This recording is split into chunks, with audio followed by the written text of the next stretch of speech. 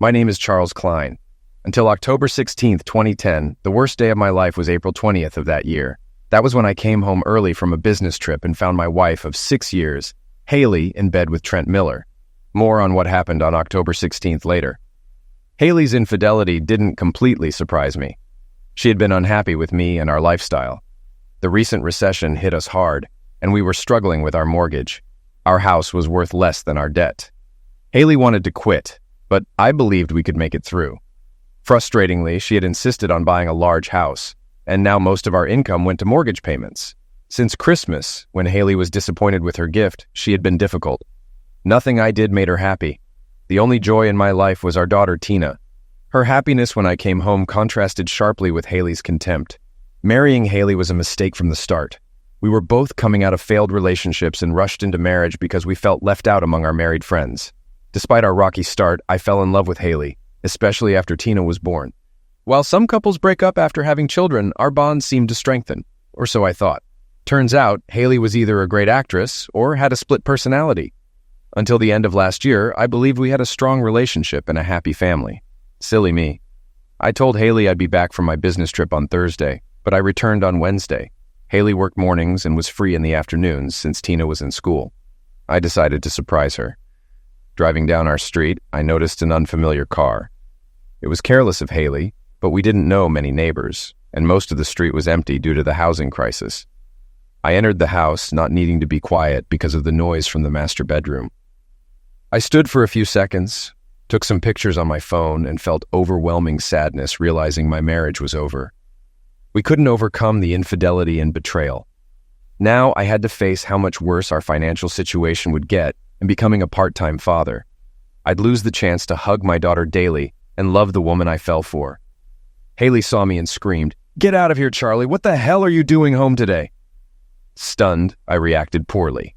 I grabbed Haley's hair, pulled her face close to mine, and yelled, "You're an idiot! You dare ask why I came home early? You're with that prick in my bed and you attack me?" I didn't notice Trent behind me during the chaos. He called emergency, and while we were still yelling, the cops arrived. Trent, wrapped in a sheet, met them at the door. They burst into the bedroom, saw I had pulled Haley's hair, and arrested me. After a few days, I posted bail only to find our accounts emptied and Haley gone with Tina. I returned to an empty house. When I got back to work on Monday, a bailiff was waiting. Haley had filed for divorce, accusing me of mental and physical misuse. I countersued for infidelity, but it didn't help.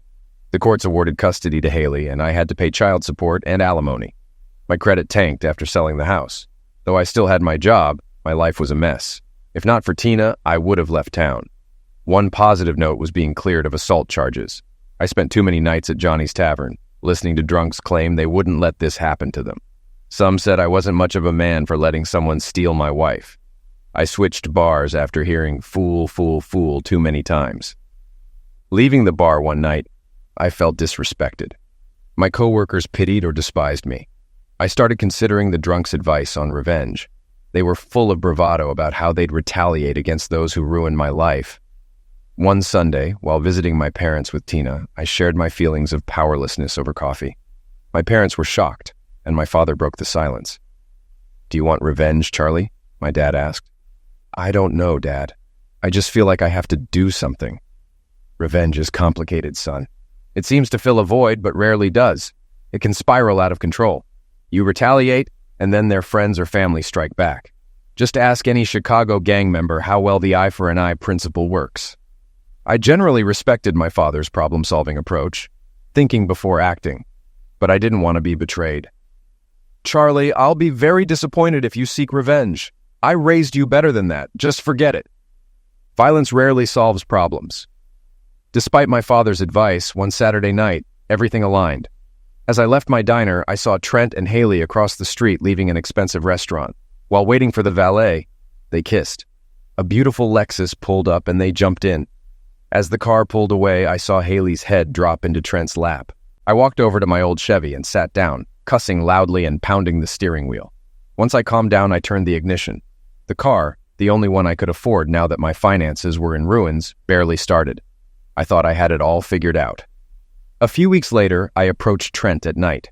Before he knew it, I was punching him in the ribs with a bat.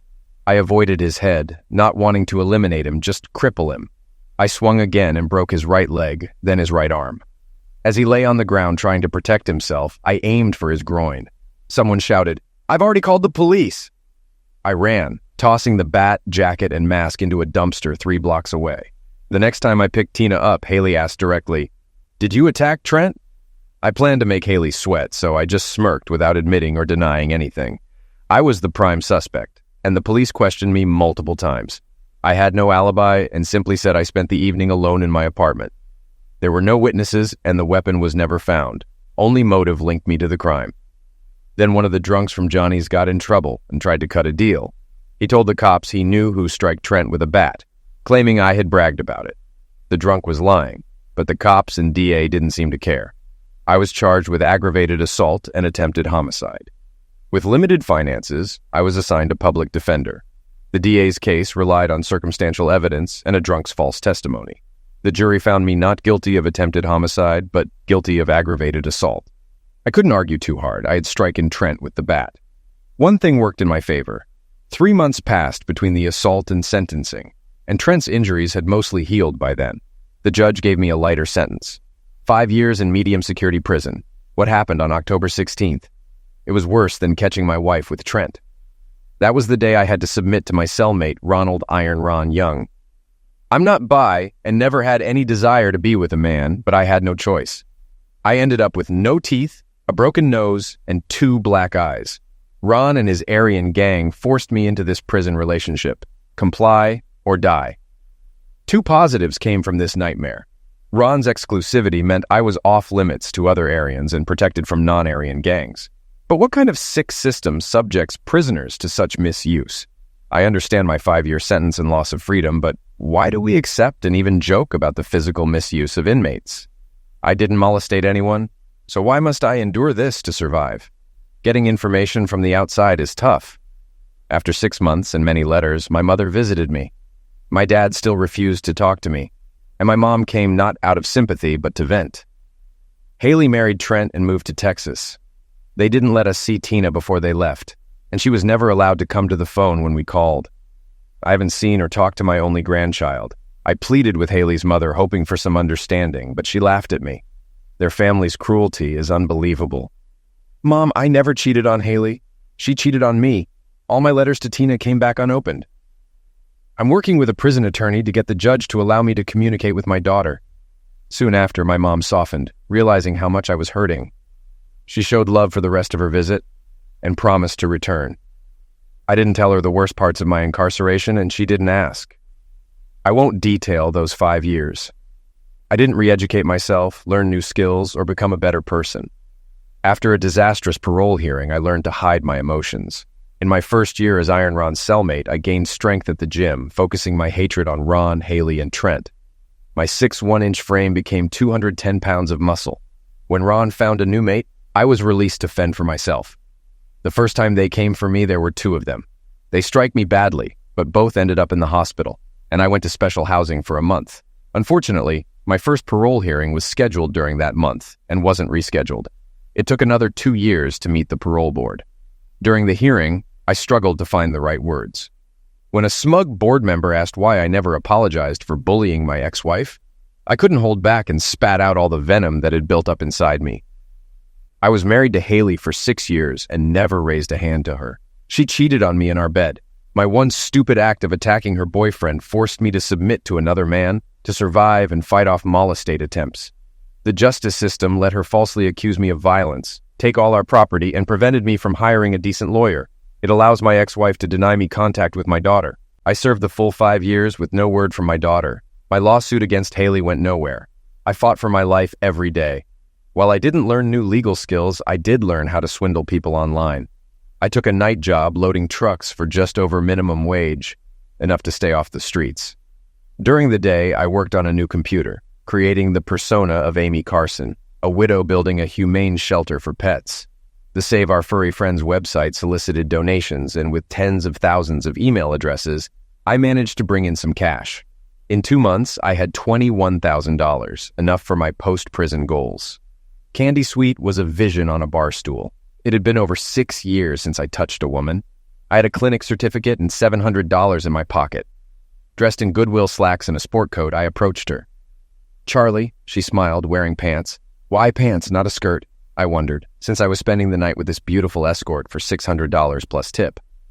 The slacks hit her prosthetic leg, which some customers had complained about to get a discount. It didn't matter to me, but I was happy to save a couple of $100. I ordered a shot of bourbon and sat next to Candy, who had a martini. The guy on her right gave me a dirty look. "The gentleman next to me insisted on buying me this drink," Candy said. I told him I was waiting for someone, so it wasn't necessary. Candy placed her hand on my shoulder, signaling me to stay calm. I counted to 5 and stayed composed. I pulled out a $20 bill. "Excuse me, sir. I appreciate you buying my companion a drink, but could you kindly accept this as a repayment?" I held the bill so he could see the scars on my hand, a reminder of prison fights. He smirked and took the $20. "Can't blame a guy for trying with such a beautiful lady." "Have a nice date," he said, then walked away. Candy thanked me for being a gentleman. "Where did you learn to diffuse situations so well?" she asked. It's too early to get into my life story, and I've heard it's best not to ask escorts personal questions. Let's talk about these cabanas. When the bartender placed my bourbon in front of me, he said, "It's on the house. Thanks for handling that politely. We had a fight here last week that cost me $400 in damages. I'll never see a dime from the drunk who caused it, and my insurance doesn't cover the full amount." I raised my glass to the bartender and took a sip. He had poured me a good one. Candy and I finished our drinks, said goodbye, nodded to the other guy, and stepped out into the night air. "I have a room next door. Need anything to eat before we head over?" I asked. "No, I'm fine. Maybe we'll order pizza or Chinese food later. It's your money. We'll do whatever you want." I took Candy's hand and led her to the hotel. In the elevator, I couldn't stop smiling. Candy looked at me. "What?" she asked. "You're just so damn beautiful." We got to the room and got right to it. Afterward, we rested. I wasn't expecting that. Candy looked at me again. "What?" she asked. "I didn't expect it to be so good and for you to enjoy it so much."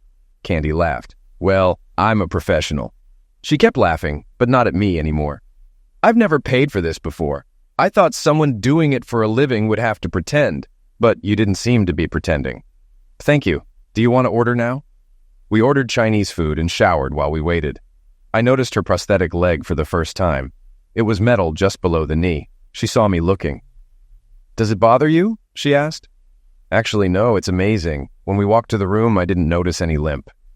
We made love again and went to bed. In the morning, we showered again, and she caught me looking at her prosthetic. "It was a motorcycle accident," she said. "What?" "My leg. Everyone wants to know how it happened. You were too polite to ask." I was told not to get personal. But now that you bring it up, how did it happen? "The guy I was dating was Randy. He bought a new bike and wanted to show off, claiming he was a great rider. I was stupid and rode with him. He started showing off, lost control, and we went down. I lost my leg." "What happened to Randy?" "Neither of us wore helmets. Another stupid decision. He damaged his head on a lamppost, went into a coma, and died a week later when they turned off the machine. I know I sound cold, but he crashed, and now my leg is gone. He didn't have insurance, so I had to cover all my medical bills. That's why I'm a strumpet. The worst part? My parents cut me out of their lives when they found out. They didn't want a strumpet for a daughter. There are worse things than getting paid for lovemaking." "Like what?" "Like my ex-wife, for example." So I told Candy about Haley. She agreed my ex was worse and called her an even bigger strumpet. All I could do was laugh, probably for the first time. "Are you hungry? Can I buy you breakfast?" I asked. "Yeah, that would be nice. Then I have to get to class. I'm not going to be a strumpet forever." You hear about guys falling in love with courtesans, and with someone like Candy, I understand why. But let's be realistic. She's a courtesan, and even if she wasn't, what could I offer any woman? The following day, I eagerly anticipated the second part of my plan. I met Juwan Price at a downtown diner. Juwan, an outside liaison for a black prison gang, named a price, and I agreed on one condition. When the knife slit his throat, 2 names, mine and Johansson's, would be whispered in his ear. Once Juwan agreed, I handed him $15,000. Juwan was one of the smartest, accused but never convicted. I knew what was happening inside. "I can't blame you for wanting revenge." "It's not revenge, it's justice. Johansson was a good guy. About a year after he became Young's plaything, he died. Rumors on the yard said Ron held the kid's head too long and strangled him. Johansson deserved better. Young spent 2 months in solitary and was jailed for not reporting Johansson's end of life until the next morning. That's it." Whatever the reason, he's a dead man, and you know no one will ever find out about our deal, right? I understand. I haven't lasted 5 years by talking too much. Juan nodded and left. 4 days later, 4 inmates were eliminated in a prison riot triggered by the stabbing end of life of Arian Ronald Iron Ron Young. 1 inmate was suspected of the homicide and was eliminated in the riot. The prison closed for 3 days. The Amy Carson website had run its course. I shut it down before law enforcement noticed and started maltreating me. It was a small matter now, with too little money involved for any agencies to investigate. My focus shifted to finding Tina. Haley's Facebook page had disappeared 2 years ago. The last post said their family lived in the Dallas suburbs.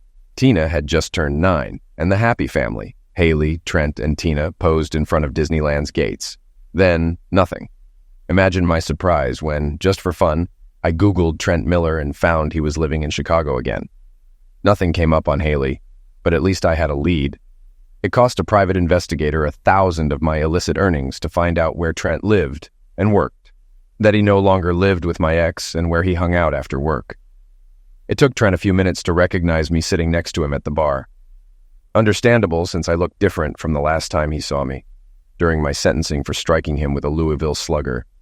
My muscular build, smashed nose, and shaved head probably looked intimidating. He turned to me and asked, "Are we going to have a problem?"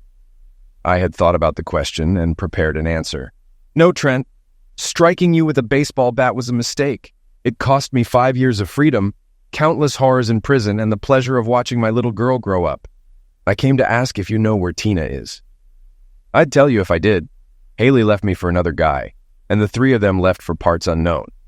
I watched Trent's eyes as he answered. "In prison, you learn to make eye contact because eyes are the windows to the soul." I believed Trent was telling the truth. To reinforce my intuition, Trent continued, "Charlie, I shouldn't have gotten involved with Haley while she was still married to you. It was wrong. I really loved Haley and thought she loved me. It hurt like hell when she left me for that guy. It was the first time I understood how you felt. When we started dating, she fed me lies that I didn't realize until I came back here and talked to some couples you used to know. When I first met Haley, she told me you misused her and Tina, said your marriage was a sham, and it was only a matter of time before she died or divorced you. I thought I was her knight in shining armor. When you strike me, it only reinforced her story." Trent sipped his beer and continued, "I disagreed with Haley when she cut you and your family out of Tina's life. I thought it was a mistake. Haley told me to back off, that Tina wasn't my child, and I had no say. Tina and I had a good relationship during those 3 years. I loved her, but I was never her daddy. Tina missed you." I tried not to cry when Trent said that, but my eyes watered. Trent asked the bartender for a pen and paper. "I don't know where they ended up, but here's the name of the guy who replaced me. Barry Stewart. He was a carpenter hired by a Plano real estate developer, Chase Holmes. He was working on homes a block away from our house. I have no idea how he and Haley met. I found out when a neighbor called to ask why Haley was loading his truck. I got home just before they left. We were yelling when the cops arrived. I recognized his name and place of employment because of the police. They left, and I found a note in the kitchen saying goodbye. Our accounts were cleaned out. I spent thousands trying to find Haley, but got nowhere. A year later, I sued for infidelity and abandonment, sold the house, and moved here." Trent's face showed resentment as he told his story. He still held a grudge against Haley and me. All I wanted was to see my daughter. I thanked Trent for the information, bought him a beer, and left the bar, pondering my next move. Trent had spent thousands looking for Haley. Why should I waste my limited resources doing the same? There was one person who likely knew where Haley and Tina were, Haley's mother. However, she would probably prevent me from finding out. It was risky. If caught, I'd be sent back to prison. But I couldn't think of another way. Margaret Turner was a creature of habit, always attending church every Sunday at 9 a.m. She always left a spare house key in the faux stone by the patio door. Why bother with a spare key when Brutus, her Rottweiler, was always there? At 9:02, I climbed over the fence from the alley behind her house. The key was in place. I opened the patio door and heard Brutus growl, a sound that would have scared anyone else. Brutus came around the corner into the kitchen where I stood, hoping he remembered me. It had been 6 years since Brutus had last seen me. But years didn't matter. Brutus rose up on his hind legs and licked my face. He remembered the man who had picked him up at the shelter, brought him to Margaret's house, trained him, and gave him treats. While Brutus was reacquainting himself with me, I walked over to the counter, took a dog treat from the jar, and threw it on the floor. Brutus scrambled to get it. I took advantage of the pause to look around. The kitchen hadn't changed since John Turner died 9 years ago. A computer on Margaret's desk was where she paid the bills. I turned it on, and a password prompt appeared. After a moment's thought, I typed John 316. The computer began to boot up. While it was starting, I went through the drawers and found some letters with return addresses. Haley lived in El Paso. I inserted a flash drive into the USB port and copied Margaret's photo, video, and email folders. After getting everything I came for, I shut down the computer, scratched Brutus behind the ears, closed the door, and replaced the key. I spent the rest of Sunday watching videos and pictures of my daughter growing up. Tina had grown so much. She was such a beautiful young girl. I felt like a fool for missing those years. From the envelopes and emails, I learned that Haley and Tina now had the last name Turner. Haley lived with Barry Stewart, but wasn't married to him. Tina was in 5th grade. On Monday, I gave the information and a $500 deposit to a private investigator in El Paso, who confirmed the address and other details were current. Tuesday morning after work, I knocked on my parents' door. Although my mother had visited me in prison, I hadn't seen my father since my sentencing. Back then, he had looked at me with sadness and pain. Now he stood at the door, and I wondered if he would let me in. "Hi, Dad." Dad opened the door wide and pulled me into the house. He looked me in the eyes and then hugged me. "Mary, Charlie's home." Mom came into the room and hugged me too. "Would you like some coffee?" "Yes, please." We sat down at the same kitchen table where I used to eat lunch as a child. Margaret Turner wasn't the only one who liked routines. "Mom, Dad, first let me apologize for letting you down. I'm sorry I didn't listen to your wise words. I'm sorry that I let a bunch of losers convince me to get revenge."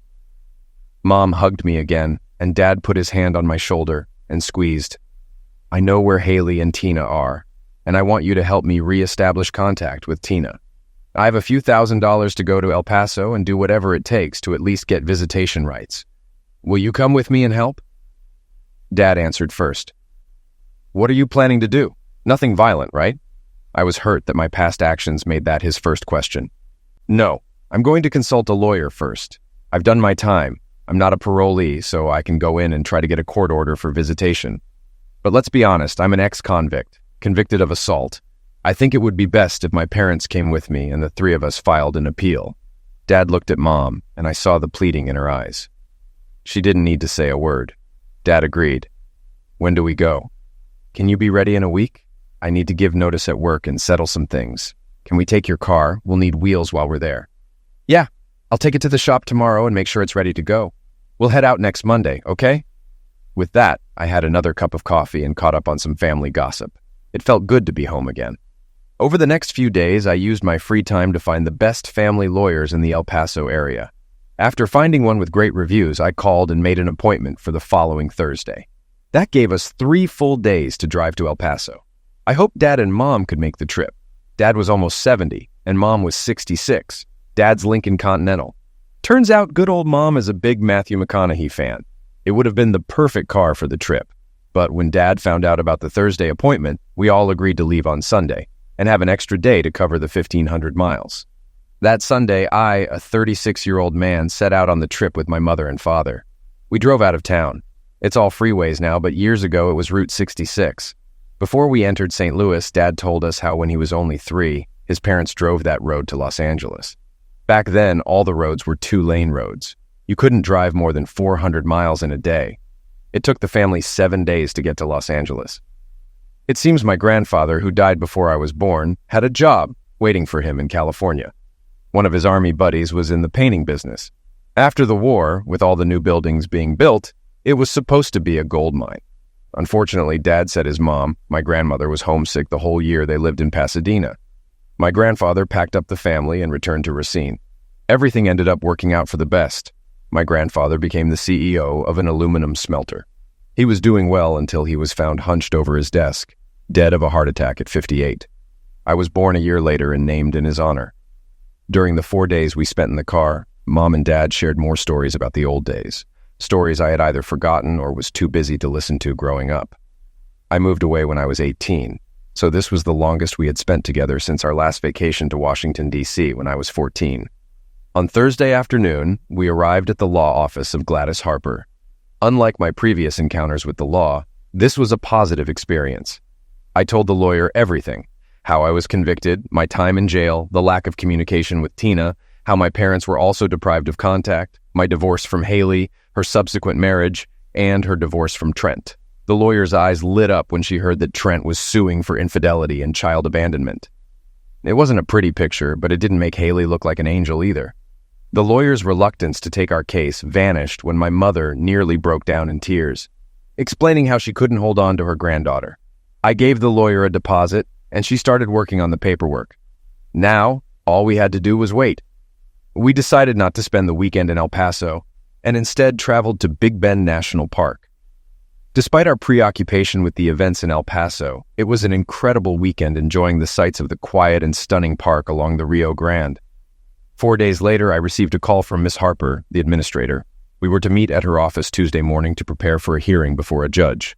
By Tuesday afternoon, Gladys Harper was busy. She even had a signed statement from Trent Miller stating that Haley had dumped him and severed his relationship with Tina. I later learned that Trent did this on one condition: Tina had to be told that Trent had not abandoned her and that he loved her. We met again in the lobby of the courthouse and headed to the judge's office. I'm not naive. It was clear within the first 10 minutes that the judge and our attorney had a great working relationship. We answered the judge's questions. Then Miss Harper clarified that we were only seeking a preliminary meeting with Tina to reestablish contact and were willing to have a court-appointed social worker accompany us. Miss Harper told the judge, "Given Miss Turner's past actions in denying the client's contact with Tina and then doing the same with Trent Miller, we ask that Haley Turner not be informed of the meeting, as she will likely use this time to delay it and further turn Tina against the clients." That's where the working relationship and all the money we were paying Harper paid off. You could have knocked me over with a feather when the judge granted the request. The meeting was set for the next day. We were to pick Tina up from her school with the judge's order in hand, accompanied by Miss Harper and a social worker. We were given 3 hours to take Tina to a local cafe, talk to her, and then drive her home. Walking out of the courthouse into the warm Texas sunshine, I couldn't remember ever feeling as light and happy as I did at that moment. It took all my willpower not to hug Miss Harper right there. She said she was already working on the paperwork to establish visitation rights for me and my parents. "We'll meet tomorrow at 1:45 in my office. The social worker will go with you to the school. Once we pick up Tina, I will leave you. The social worker will stay with you until you take Tina home. Until tomorrow, don't do anything that could mess things up. Stay sober. Stay calm. Whatever you say or do, especially when Tina's mom overreacts, stay calm. We expect her to do or say something in front of the social worker that will only help us when we petition for visitation. Treat the social worker like she is your friend, because she may become one when the case goes back to court. The judge just gave us a valuable gift, so treat it that way." With those words, she walked away. I hugged Mom and Dad and thanked them again for their help. The next 22 hours dragged on. We stayed close to the hotel and grabbed a bite to eat at the diner across the street. Part of me expected something bad to happen. Would we show up at Tina's school tomorrow and find that she wasn't there? My parents tried their best to reassure me, but I could see the worry on their faces. We arrived at Gladys Harper's office at 1:35. Minutes later, a short, stout woman of Hispanic descent entered the office. Miss Marie Hernandez introduced herself and spent several minutes explaining how she would conduct surveillance while trying not to be intrusive. Apparently, she had read our attorney's motions because she was very kind to my mother. Like one grandmother to another, Miss Hernandez also gave us some advice on how best to approach Tina after such a long and traumatic separation. Later, we were grateful for this advice. I had been plagued by anxiety about how Tina would react to my appearance. We walked into the school's administrative office 30 minutes before dismissal. The principal and vice principal read the court order, called the district office, and spoke with the legal department before agreeing to allow Tina to leave with us.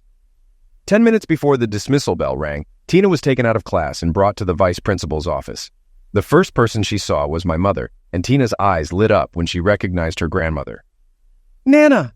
Tina ran into her grandmother's arms, and my mom dropped to one knee to hug her back. She was openly crying. Tina looked up when she saw my father approaching. "Daddy!"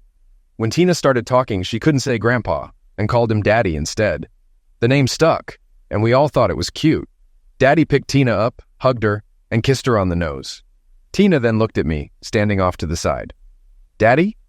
given my changed appearance since our last meeting. Her hesitation was understandable. Miss Hernandez had suggested letting Tina see her grandparents first because they looked the same as 5 years ago, and there's always a special bond with grandparents. I knelt and held out my arms, praying my hug would be accepted. Tina ran into my arms. Our reunion was interrupted when the vice principal entered the office with Haley, who was waiting in the parking lot to pick up Tina. Haley looked around and exploded. "What the hell is going on? What are you all doing here? Leave Tina alone!" Miss Harper entered with Miss Hernandez beside her. Miss Harper handed Haley a court order. "Miss Turner, this court order allows Tina's father and grandparents to visit her today for 3 hours, accompanied by Miss Hernandez to ensure her safety and compliance with the order to return Tina to you within 3 hours, starting immediately." Haley glanced at the papers and tossed them back to Miss Harper. "I don't care what these papers say. You can't just come in here and take my daughter." Haley pointed at me and my parents. "Those people have no business being here. She's my daughter." Haley grabbed Tina, who hid behind my mom. Miss Hernandez, standing in front of Haley, noticed this dynamic. "Miss Turner." Before she could continue, Haley shouted at her, using derogatory language about Miss Hernandez's ethnicity and physique. "Miss Turner, do you want me to call the police? If so, keep it up, and I guarantee you will be put in jail until you calm down and stop threatening people." At this point, the vice principal intervened, trying to calm Haley down. They entered her office, and we took the opportunity to leave with Tina and Miss Hernandez. The 4 of us sat in a small cafe a few blocks from the school with Miss Hernandez at a nearby table. She had advised us on how to start a conversation with Tina after so many years apart. We followed her advice, and it made a big difference. Tina didn't seem intimidated by our presence, but my heart broke when my little girl tearfully asked, "Daddy, why didn't you ever call me or write me?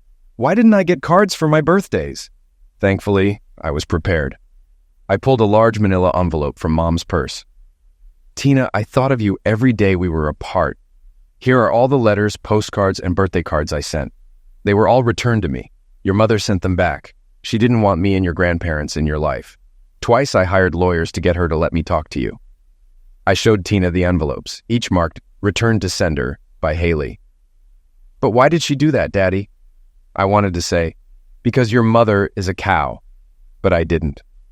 I took her hand and said, "Someday you'll have to ask your mom about this, but not today.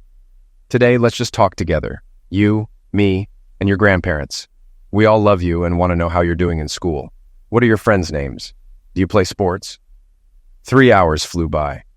The 5 of us got into Dad's Lincoln and drove to Haley's house, arriving right on time. Haley was standing on the porch, smoking a cigarette, looking pissed off. I parked the car at the curb when Tina asked from the back seat, "I want to show you my room." I looked at Haley and replied, "I don't know if that's a good idea today, Tina. Your mom doesn't seem to want us in your house." "But it's my house, and I should have the right to invite people into my room." Tina looked so offended that Mom said, "Why don't you show me your room today, Tina? Next time we can all see it." Tina agreed. Miss Hernandez said she needed to accompany them. Mom, Miss Hernandez, and Tina got out of the back seat and walked up to the porch. Dad and I couldn't hear the words clearly, but the exchange was heated. As intimidating as Haley looked, Miss Hernandez was even scarier. A few minutes later, Mom, Miss Hernandez, and Tina entered the house. Haley stayed on the porch, shooting daggers at Dad and me. She even tripped us up. To this day, I don't understand why Haley hates me so much. We stood there for about 10 minutes when 2 patrol cars pulled up, one in front of our car and one behind. I'll admit that for a moment I panicked. Had my hit and run with Ronald Young gotten out? Had someone figured out that I was behind the fake internet scam? I was this close to being back together with my little girl, and here it was. As 4 police officers spilled out of 2 patrol cars, Barry Stewart pulled up in the driveway and ran to the porch. Miss Hernandez met them at the front door. Dad and I watched the police officers handcuff Haley and Barry. What the hell was going on? I wanted to jump out of the car, but Dad held me back. "I'm going to take a look. Charlie, you stay here." It wasn't a request. It was an order. Before Dad could get out of the car, Mom came out of the house, quickly walked over to the car, and got in the back seat. Barry and Haley were being ushered into one of the patrol cars by 2 policemen. One cop from the second car stayed on the porch. The other went into the house with Miss Hernandez. They came back with Tina. "Mom, what the hell is going on?" "I don't know. Miss Hernandez was looking around Tina's room when she noticed a toy on her shelf. She picked it up and then asked Tina some questions that I couldn't hear. After Tina answered, Miss Hernandez pulled out her phone and called the police, asking them to come quickly with 2 patrol cars. That's all I know. At that moment, Miss Hernandez approached our car. "I'm sorry, but Tina is coming with me to the station. We need to ask her some questions. Call Miss Harper and have her meet us there. Tina will probably stay with the social services family until everything is sorted out." I had to ask, "What exactly needs to be sorted out? What's going on?" "We don't know yet. I don't think Tina has been maltreated, but some suspicious things were found in her room, and the police have to investigate. In the meantime, Tina will be safe with me. Please be patient. Please trust me. I only care about Tina's welfare. Call Miss Harper." It took 3 weeks, but we eventually got the whole story.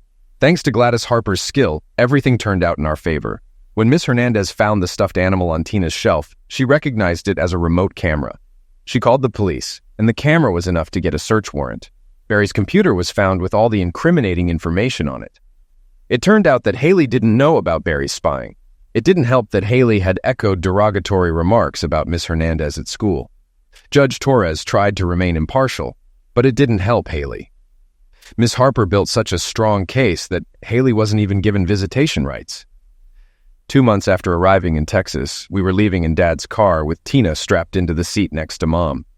Tina and I moved into my in-laws' house for almost the entire first year. Following the therapist's advice, we had to treat Tina carefully. We even allowed Trent to attend Tina's 11th birthday party.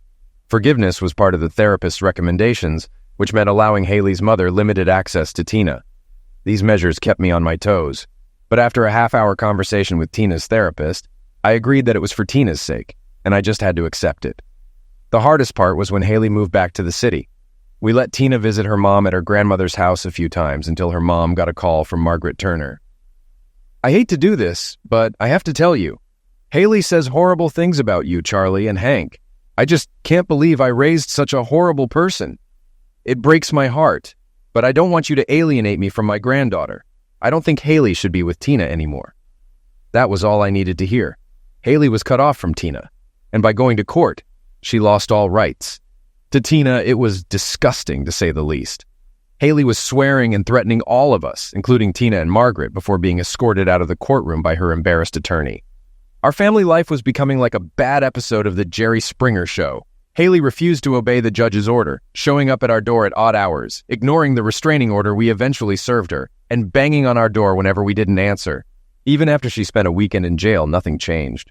When the police proved to be a weak deterrent, I decided to resort to another tactic. Once again, I sat across from Juwan Price at a downtown diner. Leaning on her costs $1,000.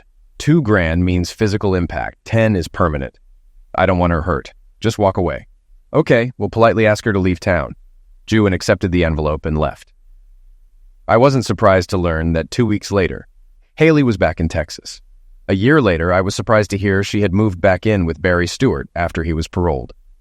The last I heard from Margaret was that she and Barry were living in Nicaragua after he skipped out on his parole. I ended up talking to Tina's therapist about Haley. She said it's impossible to diagnose someone without meeting them, but given some of Haley's behaviors, it's likely she suffers from one or more psychoses. I was glad to see this woman gone for the foreseeable future. During all this drama, I discovered I had acquired a marketable skill during my time in prison. My father provided me with capital, and I opened a small store in a shopping center where I did website design and personal computer repair. No ordinary firm would hire a criminal, trusting them with so much information. But having my own business worked. Very few, if any, of my clients did background checks on me, and I played fair, no joke. I made $50,000 to $60,000 a year, enough to pay the rent on our apartment and provide for Tina and my needs. It had been 4 years. For the last 3 years, Tina has been jogging and bicycling with me. She is going to be an excellent middle-distance runner. The high school track coach has his eye on Tina. Next year, Tina will probably compete in high school as a sophomore. Saturday morning, Tina and I spent the morning bicycling and running a fun run in Crystal Lake, a 25-mile bike course followed by a 10-kilometer run. Throughout the bike course, we stayed together. The last 2 miles, we rode behind a woman who pedaled fast, even with one prosthetic leg. Tina remarked how courageous it was to compete with such an obstacle. Of course, this woman reminded me of Candy, but she had short brown hair, and her prosthetic leg was very different from Candy's. I never once looked at her face as we passed her, but the memory of that night with Candy almost embarrassed me. After all, I was with my daughter. Not the best time to be having such thoughts. We switched from bike to run, and 42 minutes later, as Tina and I approached the finish line, a woman passed and finished in front of us. Tina walked up to her while we were catching our breath and introduced herself. The woman stood with her back to me and graciously accepted Tina's outstretched hand. That was amazing. Thank you. Tina kept walking and talking, and I held back, not wanting to interrupt her. It's like Tina to make new friends wherever she goes. Lately, she's been trying to get me to meet more people and strike up conversations with women she doesn't know. After a few minutes, they stopped and turned to me. It was a face I could never forget. This is my dad, Charlie Klein. Dad, this is Casey Sweeney. Candy, now Casey, looked at me, not recognizing me at first, but something flashed in her eyes. Nice to meet you, Casey. I shook her hand. Dad, I told Casey we'd stop at that place on the river where you like to eat. Casey agreed to join us. I laughed. That would be great. We're heading to the Broken Paddle. Do you know it? Now Casey had time, and she remembered when and why we first met. Maybe I should let you two have some father-daughter time. Let me take a reprieve. Casey, that's very nice of you, but we've been spending time together all week. I think Tina would enjoy the company of another person of her lovemaking for a change. Please don't disappoint Tina or me. Join us. Are you sure? I replied. Do I need to beg? If Daddy won't, I will. Please come with us. Casey smiled.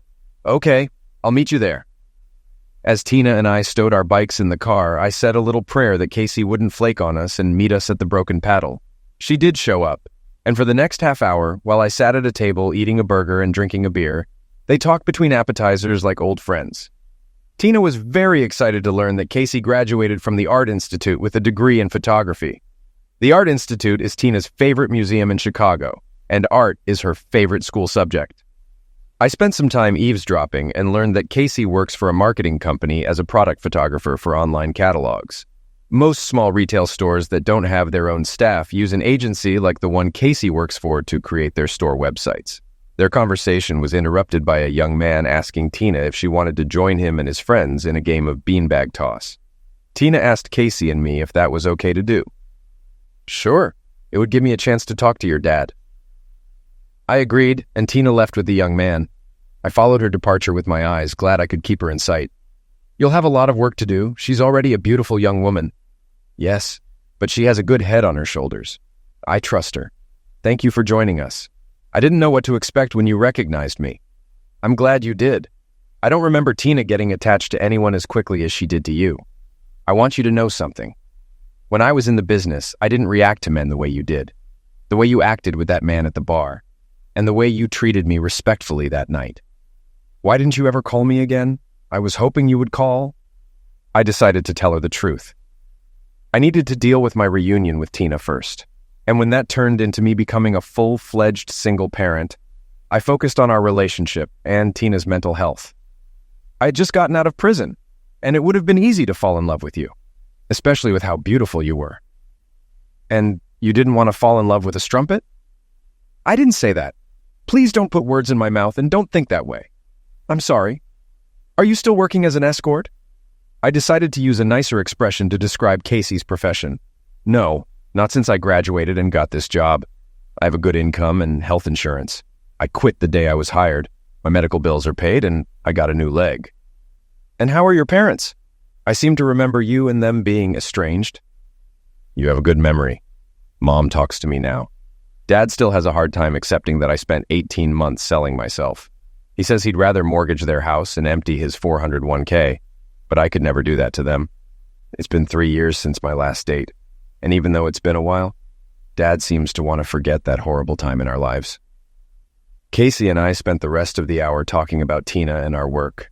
When Tina returned to our table, it was time to leave. Can Casey come over for dinner next weekend?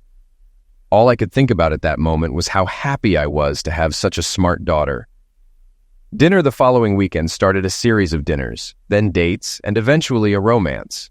Casey and I have been dating for a little over a year now. I've been thinking about proposing to her, and Tina is all for it. She loves Casey, and they've become best friends. Before I ask Casey, I'm going to ask her father for his blessing. Hopefully, this will help spur their too-slow reconciliation. Her father, like many men, wonders why Casey's past as a courtesan doesn't bother me. Perhaps it would, but Casey and I have talked it out. We both agree that fidelity in marriage is non-negotiable. Some might say I'm a complete idiot for marrying a former courtesan and letting her into my daughter's life. But let me tell you a little story. 2 years before that race day in Crystal Lake, I was dating a very nice woman, and we were getting serious. One day, she asked me how I lost my 2 front teeth. I decided to tell her the whole truth, including my relationship with Ron Young, but not about the subsequent attempt on his life. Shortly thereafter, she became unavailable for dates and any meetings. The message was clear. She couldn't tolerate a man who had done what I did to survive a prison sentence.